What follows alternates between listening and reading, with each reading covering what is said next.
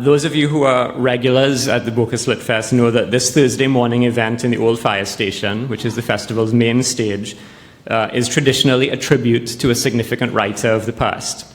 And this year we turn our attention to the late C.L.R. James, one of the great thinkers of Trinidad and Tobago and the Caribbean and the world, who was born in Tunapuna in East Trinidad in 1901, died in London in 1989. And over his long life, he moved between countries, across continents, and he met and influenced many of the key political figures of the era of decolonization and independence. His ideas were pretty radical in their time, and they continue to be very relevant to our time and to our reality.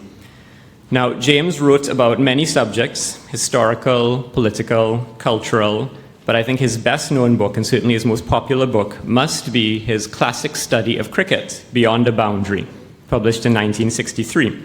It's considered one of the greatest books ever written about sport. And that's because it isn't just about sport.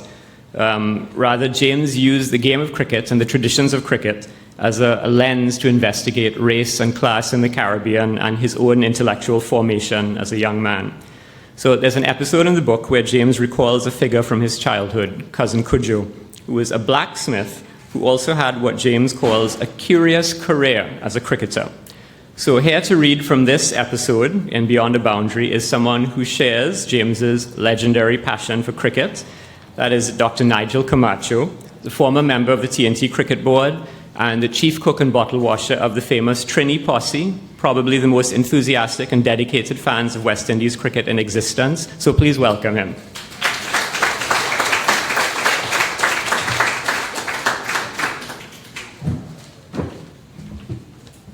Thank you and good morning.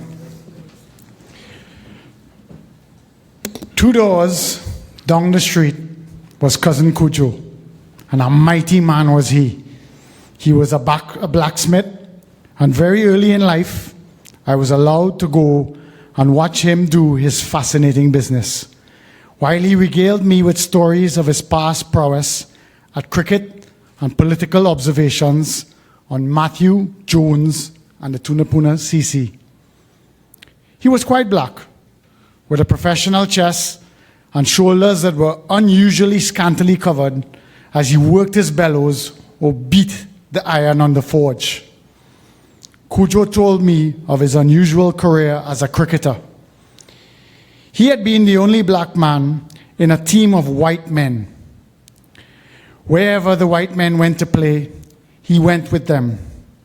He was their wicketkeeper and their hitter, a term he used as one would say a fast bowler or an opening bat. When he was keeping, he stood close to the wicket, and his side needed no long stop for either fast bowling or slow, which must have been quite an achievement in his day and time. But it was as a hitter that he fascinated me. Once Cudjo played against a team with a famous fast bowler, and it seemed that one center of interest in the match, if not the great center, was what would happen when the great fast bowler met the great hitter. Before the bowler began to run, he held the ball up and shook it at Cudjo, and Cudjo in turn held up his bat and shook it to the bowler. The fast bowler ran up and bowled, and Cudjo hit the first ball out of the world. It didn't seem to matter how much runs he made after that. The challenge and the hit which followed was enough. It was primitive, but as the battle between Hector and Achilles is primitive, and it should not be forgotten that American baseball is founded on the same principle. At the time, I did not understand the significance of Cudjo, the blacksmith, being the only colored man in a white team, that is to say, plantation owners and business or professional men or high government officials. They took me everywhere they went, everywhere, he used to repeat.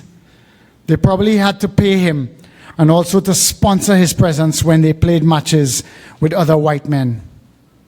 Later I wondered what skill it was, or charm or manner, or both, which gave him that unique position. He was no sycophant. His eyes looked straight into yours, and an ironical smile played upon his lips as he talked. a handsome head on his splendid body. He was a gay lad, Cujo, but somehow my aunts did not disapprove of him as they did of Bondman. He was a blood relation. He smiled at them and made jokes, and they laughed. But my enduring memory of Cujo is of an exciting and charming man in whose life cricket had played a great part.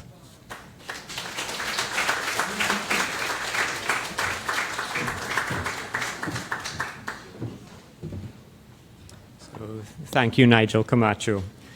Now, if Beyond a Boundary is James's best-known work, his second best-known book is probably The Black Jacobins, which is his groundbreaking study of the Haitian Revolution, published in 1938, and based on his archives, his research into the archives of Paris, where he went after he left Trinidad and moved to London. He took a nip across the English Channel and did some research in the original French archives. So the Black Jacobins placed the formerly enslaved people of Haiti at the center of their own story, and it put that story into the bigger context of the revolutionary movements going on then in Europe. James re-examined some of the myths and received ideas about this pivotal event in world history. And as in you'll hear in the passage is about to read, he does that sometimes a bit cheekily and subversively. So in this passage we're going to hear now, he looks at the nefarious but little-known role of some British provocateurs during the Haitian Revolution. So here to read this passage for us this morning is Jackie Hinkson, one of Trinidad and Tobago's, and in fact the Caribbean's most admired artists, whose watercolor paintings themselves capture some elusive but essential truths about the world around us. So please welcome him up.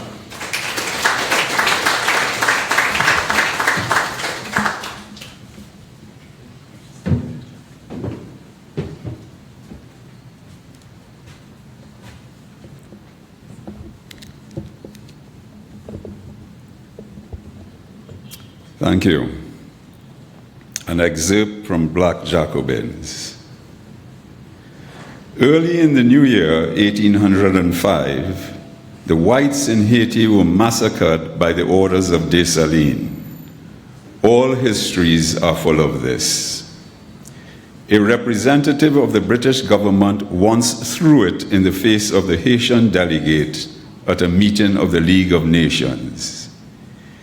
He would have been more cautious if he had known the part his own highly civilized country played in this supposedly typical example of black savagery. The patience and forbearance of the poor are among the strongest bulwarks of the rich. The black laborers of San Domingo had had provocation enough from the whites to justify the massacre of 3 times their number. But up to October 1802, although they knew that slavery would be restored if they lost the war, they, poor wretches, still retained some traces of humanity. And even then, some of the whites might have escaped massacre. All that the laborers wanted was to be left in peace with the assurance that the whites would not seek to make them slaves again. But Leclerc's letters tell us that he had resolved on a war of extermination. That, in plain words, was the massacre of as many blacks as possible. The drowning of over 1,000 in Le Cap Harbor at one stroke was no act of panic. It was deliberately done. This started the race war, and Rochambeau completed it by attempting to exterminate blacks and mulattoes as well. But the San Domingo whites, as they saw Rochambeau's policy on arms failing, turned once more to the blacks. Dessalines' moderate proclamation of November the 29th reassured them. Dessalines even invited the white emigres to return and enjoy their property. The blacks did not want their goods. Far from our minds is such an unjust thought. The retiring French offered the whites places in their ships. They refused almost unanimously.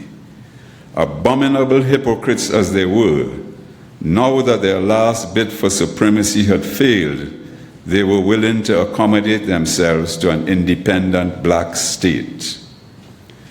Why they were not allowed to do so was due not so much to the justified hate of the blacks, but the calculated savagery of imperialism. Let us grant freely that Dessalines wanted to destroy all the whites. He had arranged with Rochambeau to protect the French wounded. As soon as Rochambeau left, he massacred them. But Christophe had certainly no such intention, and all Clairvaux's history shows him to have been a man who would not harbor any such ideas. But when the Congress met at Gonaïves in December, there were 3 Englishmen present, one of them, Cathcart, an English agent.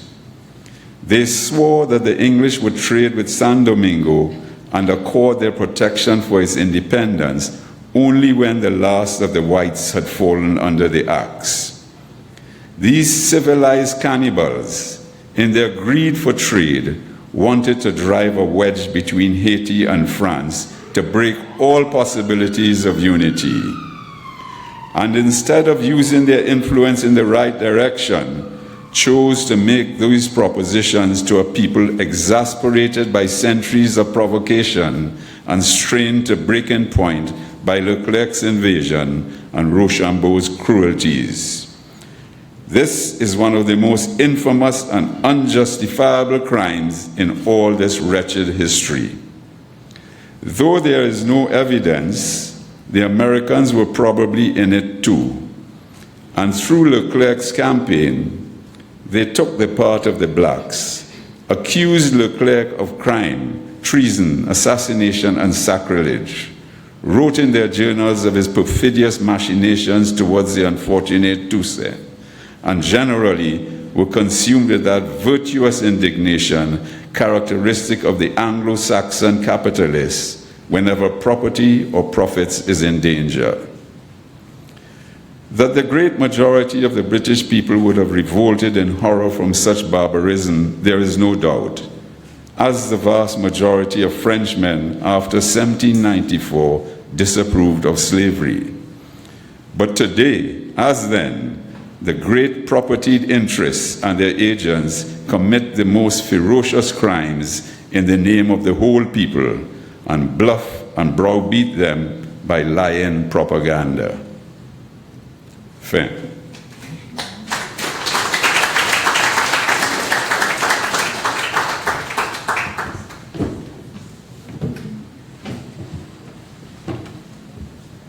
Thank you, Jackie Hinkson. So after sport and history, where else is there to turn but politics?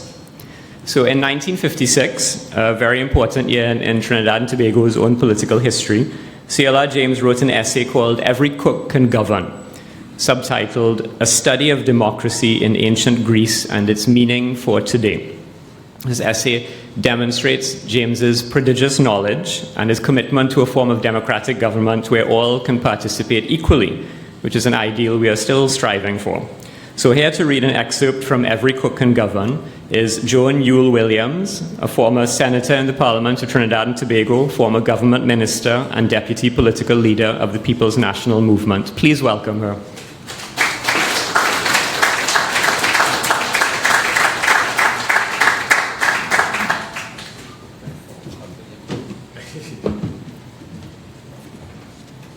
Thank you very much.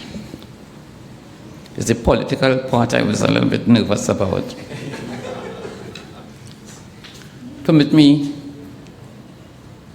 to wonder if I could change C.L.R. James' title and add a question mark at the end. Every cook can govern?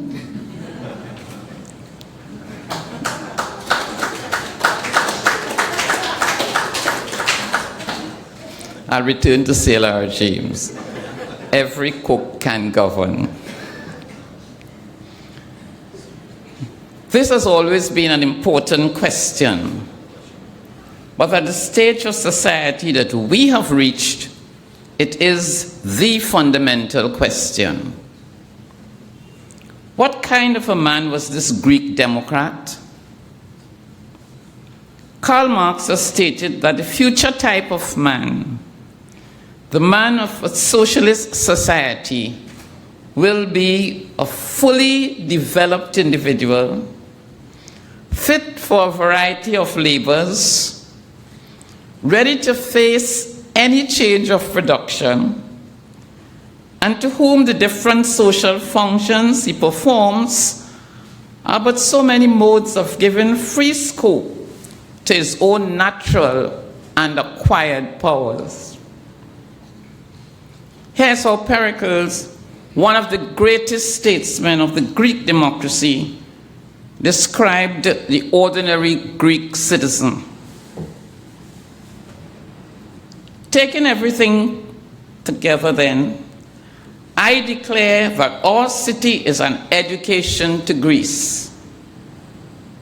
And I declare that, in my opinion, each single one of our citizens, in all the manifold aspects of life, is able to show himself the rightful lord and owner of his own person, and do this, moreover, with exceptional grace and exceptional versatility.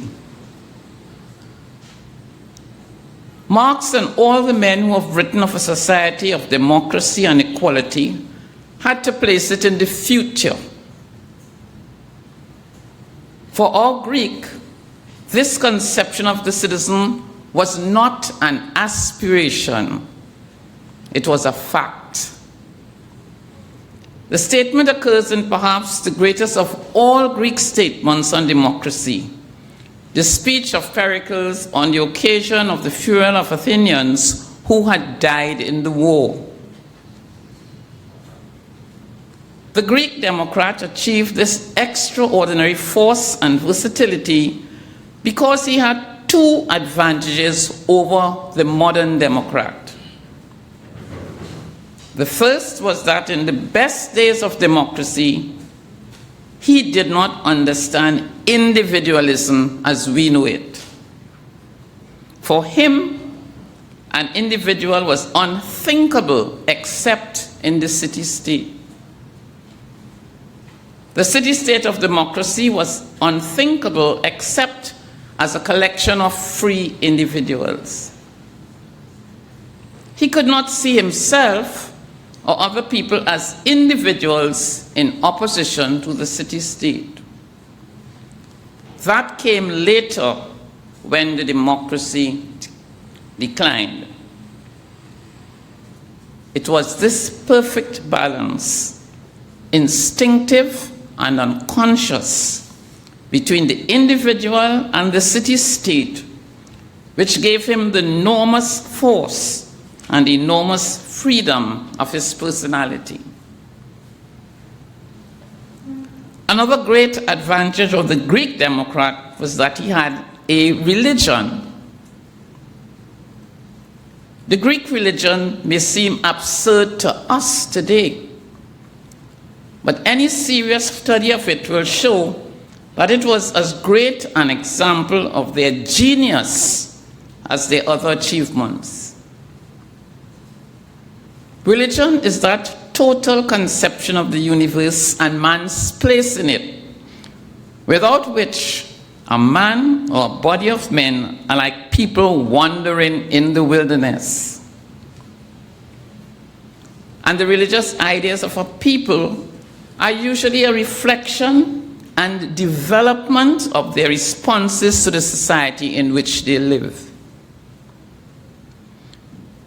Modern man does not know what to make of the chaotic world in which he lives, and that is why he has no religion. So simple and easy to grasp in all its relations was the city-state and the total conception in which the Greeks conceived of the universe as a whole, and man's relation to it was extremely rational. The Greek gods were essentially human beings of a superior kind. The Greeks placed them on top of a mountain, Olympus, and allowed them their superiority up there.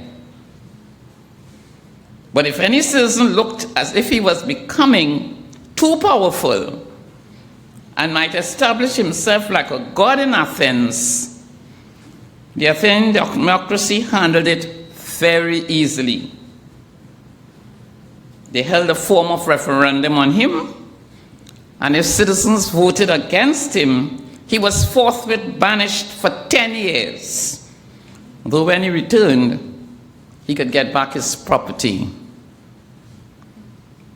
Gods was strictly for Olympus. Thank you.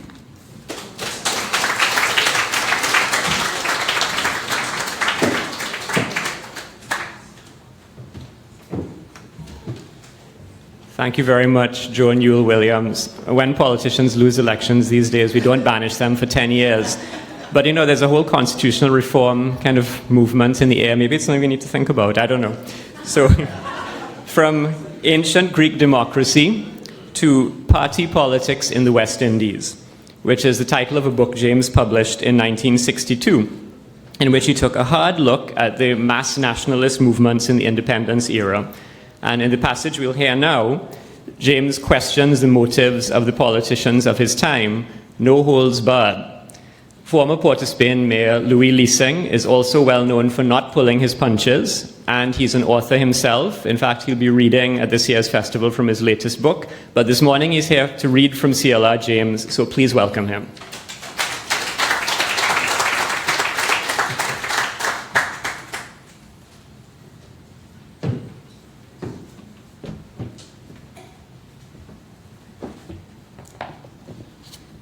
Thank you very much, Mr. Master of Ceremonies. I must put in my plug, Marina. Folks, I'm happy to be part of this festival, which I believe is the best, the very best thing that has come out of Trinidad and Tobago in the last 20 years.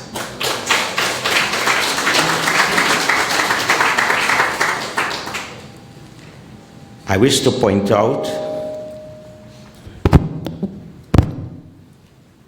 as I reread this book for the third time in preparation for this morning's reading, that I could not help but recognize that this book is a book that is more relevant today in 2017 than when it was first published in the year 1962.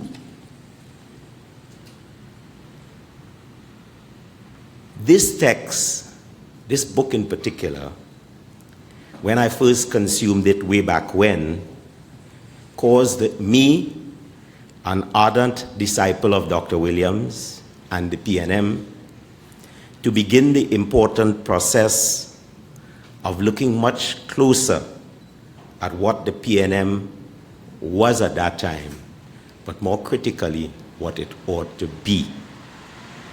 If you have not read this book, as a Trinidadian, as a Caribbean person, I encourage you to do so in short time, because things are happening very quickly in Trinidad and Tobago.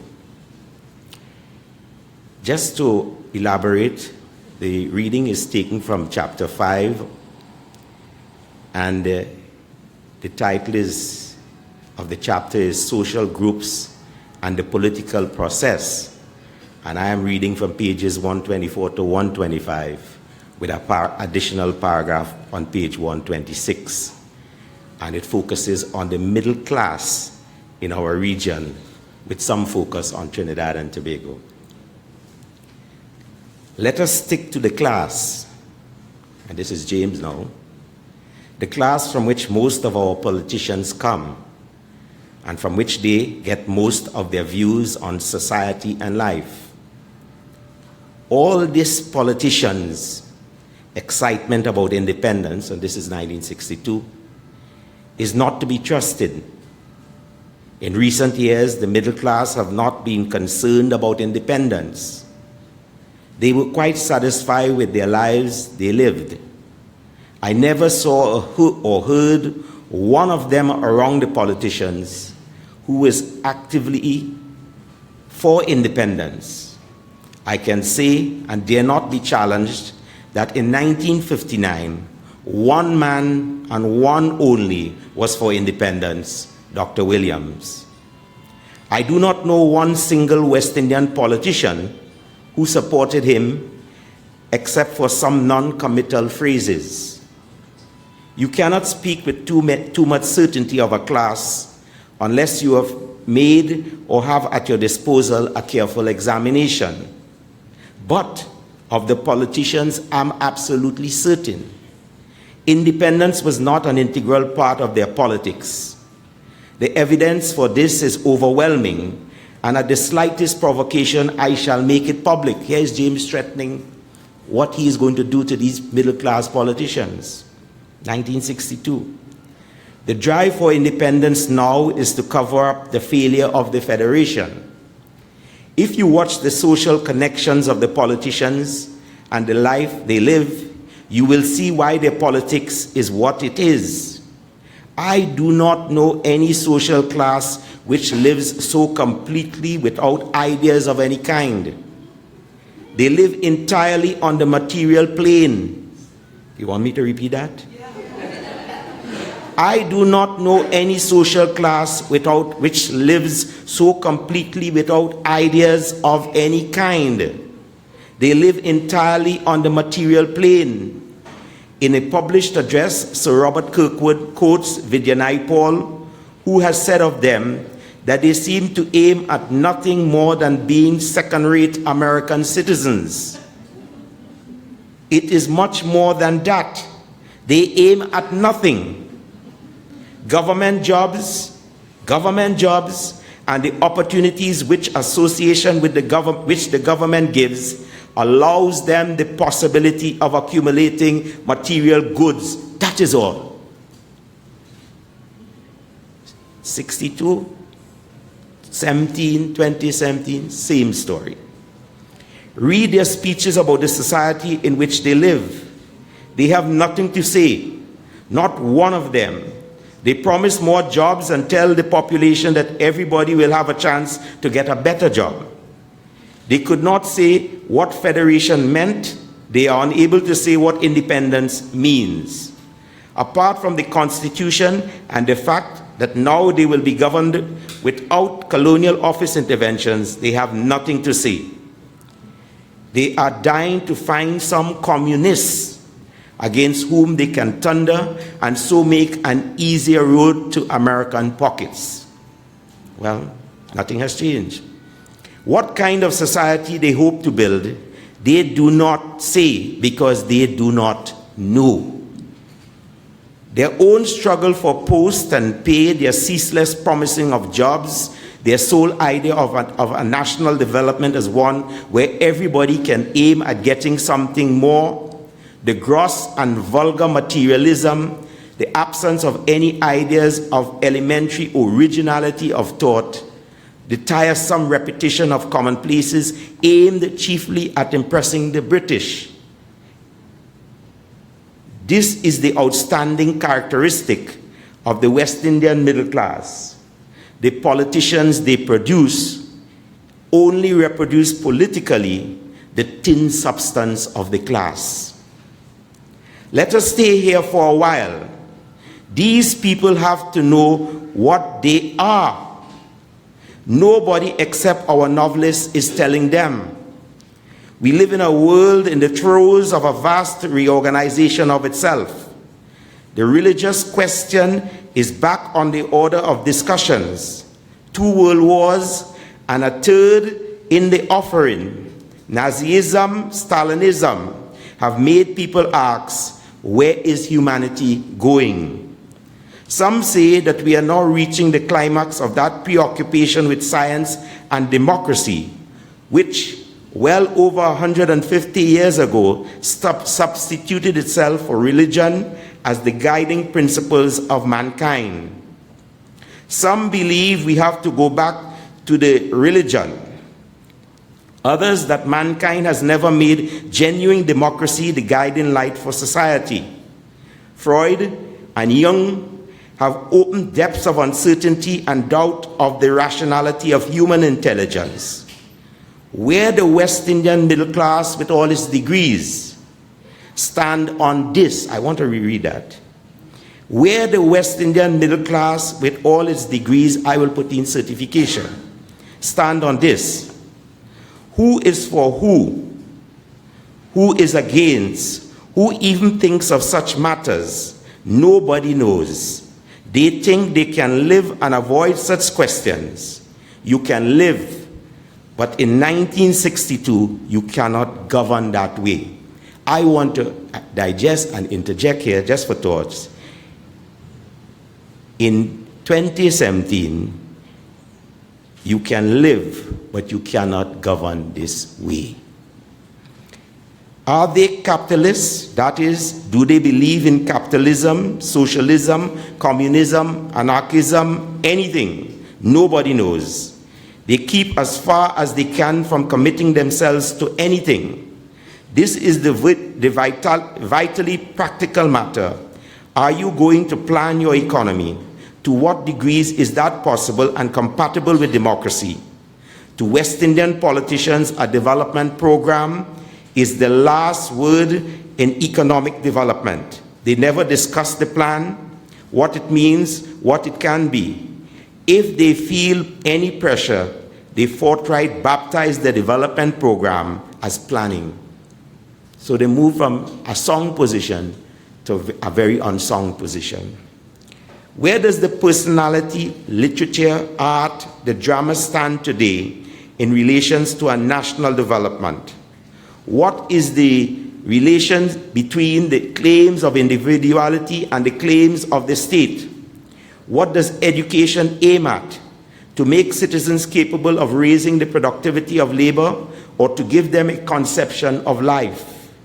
West Indian intellectuals who are interested in or move around politics avoid these questions as if they were the plague. C.L.R. James in 1962, C.L.R. James in the year 2017. Thank you.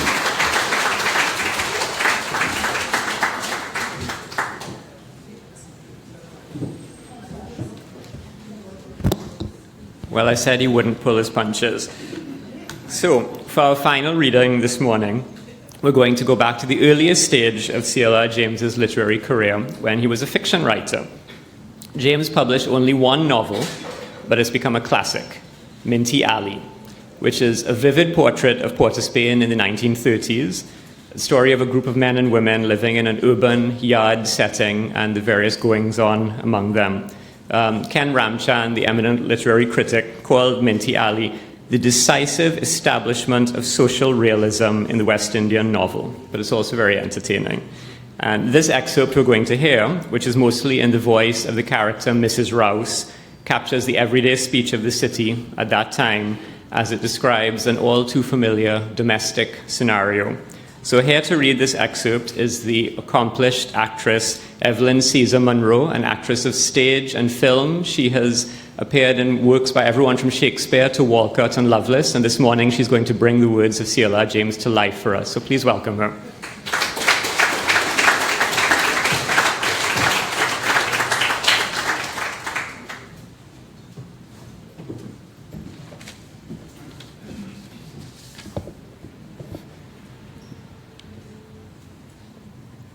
Thank you. Minty Alley, chapter 26.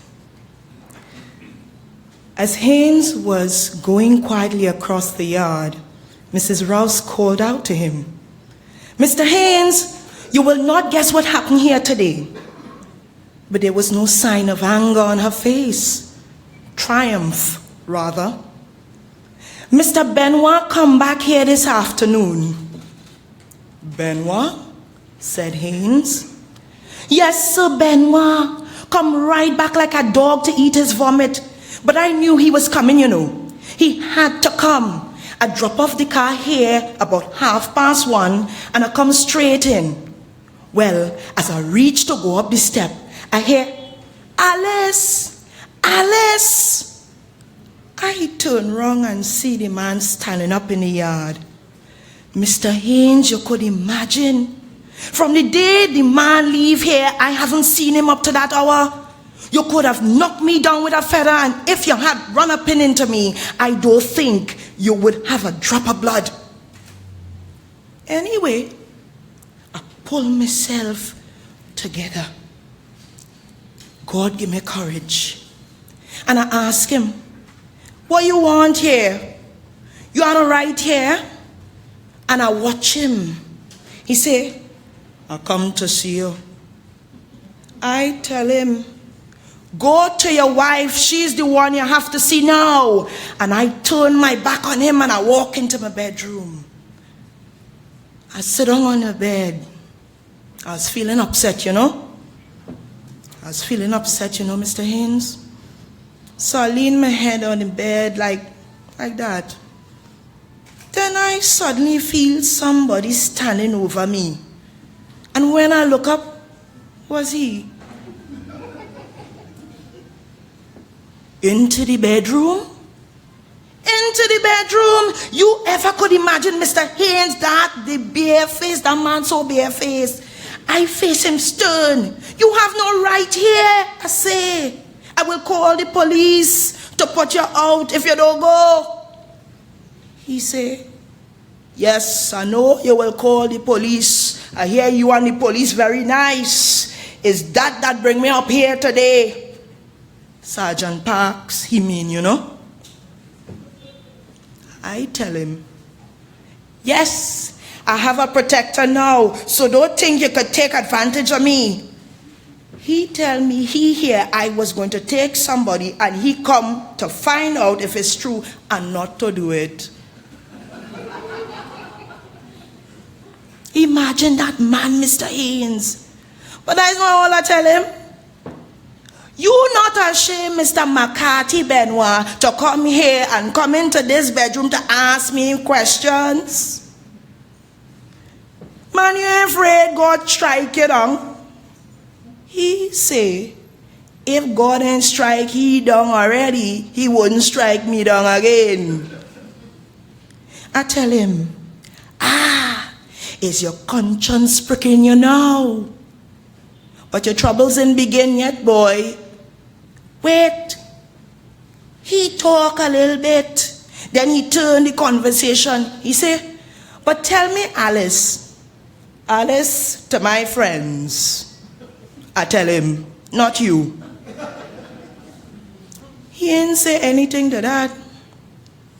He only stopped a little bit. Then he went on.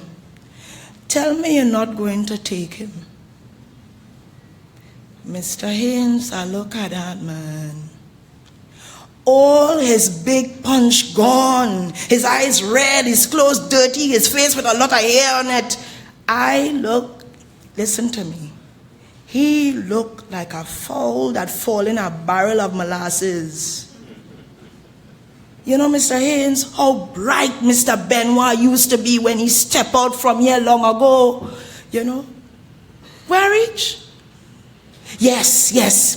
He asked me if I going to take Parks. I tell him, it's no business of yours. What you have to do with that? He say, Alice, wherever I go, I see you before me. I tell him, and you will see me till your dying day. And then I went for him, Mr. Haynes. I tell him all I was to him and all I do for him and how he treat me. I tell him, look at your condition. What care is the woman taking of you? You think when you was with me, I would see you leaving this house looking as you're looking now? Never. When you was with me, you was somebody. But look at you now. Who respects you? You are nobody. You have an old prostitute for a wife. You can't walk a street in town without meeting a man who live with that woman you take and give your name. Mr. Haynes, I give him good. And he ain't say a word. He hung his head like a dog. So when I finish, he say, tell me, promise me you're not going to take him. I'm going to take him, I tell him. He say, I'll prevent you. He catch a little spirit. He catch a little spirit now. You are mine until death, he say. Never in this life, I tell him. I stand up, for he roused my spirit. I cow him, Mr. Haynes. I cow him down, for I had God on my side. Then he tried to come near me to hold me. But I tell him that if he touch me, I will bore the house down. So he stand up looking sheepish. Then he pick up himself and walk out. So you have triumphed over both of them, said Haynes. God will it so, said Mrs. Rouse. He haven't kept me long. Thank you.